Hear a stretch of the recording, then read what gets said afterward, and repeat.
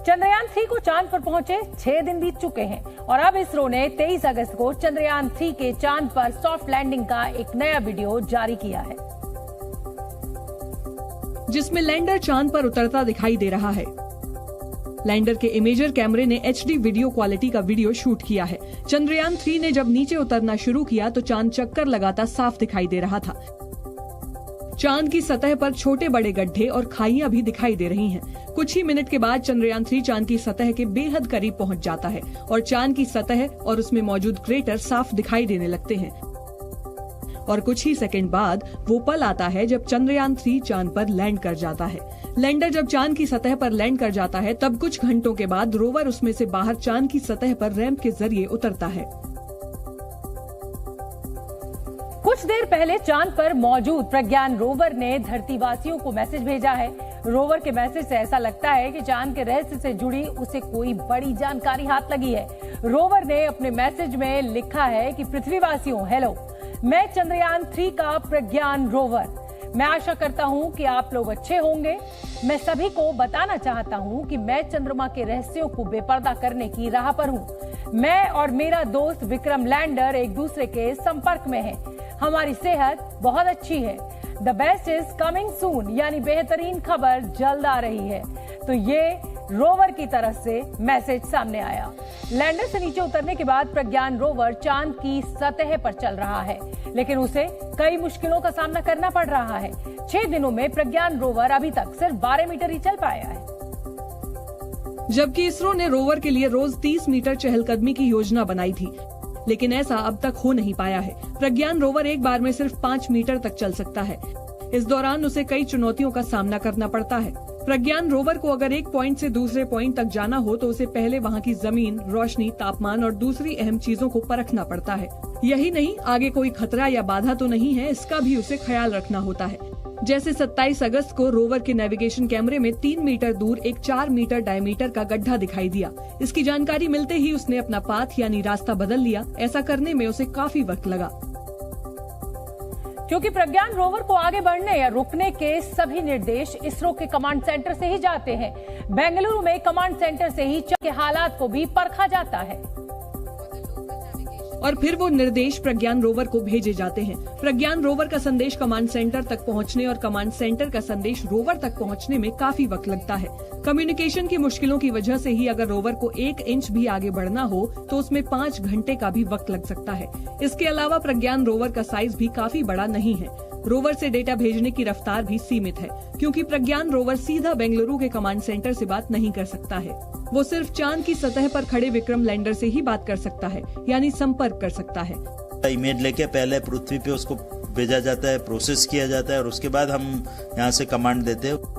कहने का मतलब ये हुआ कि रोवर अपना डेटा पहले लैंडर को भेजता है, फिर लैंडर उस सूचना को इसरो के कंट्रोल रूम को भेजता है, या यूं कहें कि इसरो का कंट्रोल रूम लैंडर में आए डेटा को डाउनलोड करता है। कंट्रोल रूम में मौजूद इसरो के वैज्ञानिक उस डेटा का विश्लेषण करते हैं और उसके बाद अगले कदम का फैसला लैंडर को भेजते हैं। इस पूरी प्रक्रिया में काफी वक्त लगता है। इसरो के वैज्ञानिकों की कोशिश है कि बचे हुए दिनों में रोवर 300 से 400 मीटर की दूरी तय कर सके। प्रज्ञान रोवर को चांद पर चलता हुआ देखकर हर भारतीय का सीना चौड़ा हो जाता है, लेकिन चांद की सतह पर रोवर की चहलकदमी की प्रक्रिया बेहद जटिल होती है। हम आपको बता दें कि रोवर प्रज्ञान के चांद की सतह पर किसी एक पॉइंट से दूसरे पॉइंट तक जाने में कई फेजेस होते हैं। रोवर सबसे पहले अपने रास्ते की प्लानिंग करता है। रोवर के ऑनबोर्ड कैमरा आगे के रास्तों की तस्वीरें खींचते हैं और रोवर में लगे सेंसर अगली जगह के तापमान और वातावरण का डेटा जुटाते हैं। इस डेटा को रोवर प्रज्ञान विक्रम लैंडर को भेजता है। विक्रम लैंडर रोवर से मिले डेटा को इसरो कमांड सेंटर भेजता है। लैंडर के डेटा को बेंगलुरु के इसरो कमांड सेंटर में डाउनलोड किया जाता है और उसके बाद डेटा से डिजिटल एलिवेशन मॉडल बनाया जाता है। फिर इसरो की ग्राउंड और मैकेनिज्म टीम तय करती है कि किस रास्ते पर रोवर को जाना है। रास्ता सेफ है, ये यकीन होने पर ही इसरो के वैज्ञानिक लैंडर को कमांड देते हैं। लैंडर इसरो से मिले निर्देश को रोवर को भेजता है। निर्देश मिलने के बाद ही रोवर फिर आगे बढ़ता है। रोवर का नेविगेशन कैमरा जो तस्वीरें भेजता है उनमें ज्यादा से ज्यादा 5 मीटर तक का ही रास्ता बनाया जा सकता है। इसलिए एक बार में रोवर चांद की सतह पर मैक्सिमम 5 मीटर ही चल सकता है। चांद पर मौजूद चंद्रयान 3 चांद पर कुल 14 दिन ही रहेगा। 14 दिन बाद चांद पर रात हो जाएगी, जो अगले 14 दिनों तक रहेगी। तो सवाल ये उठता है कि क्या रात को लैंडर और रोवर पूरी तरह से काम करना बंद कर देंगे, या वो चांद की सतह पर 14 रातों में भी सक्रिय रहेंगे। चांद पर 23 अगस्त को सूरज उगा था, जो 6 सितंबर तक ढल जाएगा। रात होने पर लैंडर और रोवर एक तरह से डेड हो जाएंगे, क्योंकि अभी तक तो लैंडर और रोवर अपने सोलर पैनल्स के जरिए सूरज की रोशनी से बिजली का उत्पादन कर रहे हैं। लेकिन जब सूरज डूब जाएगा तो ऊर्जा उत्पादन बंद हो जाएगा और दोनों काम करना बंद कर देंगे। लैंडर और रोवर के लिए दूसरी बड़ी मुश्किल ये है कि रात होने पर चांद पर तापमान -133 डिग्री तक चला जाएगा। इस बर्फीली सर्दी में भी लैंडर और रोवर के उपकरणों के काम में बाधा आएगी। जबकि टेम्परेचर -120 से -150 डिग्री सेंटीग्रेड तक जाएगा, उसमें ऐसी संभावना है कि इलेक्ट्रॉनिक्स में मुसीबतें आ सकती है। लेकिन वैज्ञानिकों को ये भी उम्मीद है कि दोबारा सूरज निकलने के बाद विक्रम और लैंडर रिएक्टिव हो सकते हैं। दोबारा सौर ऊर्जा से उन्हें जिंदा करने की कोशिश की जाएगी। अभी कुछ कह नहीं सकते, वो करने पे ही पता लगेगा कि कितना हम सक्सेसफुल होते हैं, सफल हो पाते हैं। अगर ऐसा हुआ तो इसरो के वैज्ञानिकों के लिए ये बड़ी कामयाबी होगी। सुप्रीम कोर्ट ने जम्मू कश्मीर में चुनाव कराए जाने को लेकर केंद्र सरकार से जवाब तलब किया है।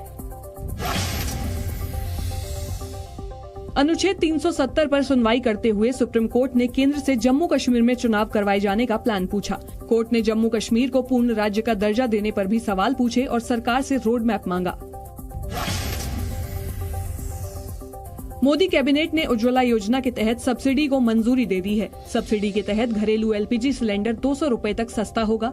केंद्रीय मंत्री अनुराग ठाकुर ने इस फैसले की जानकारी देते हुए इसे रक्षाबंधन और ओणम का तोहफा बताया।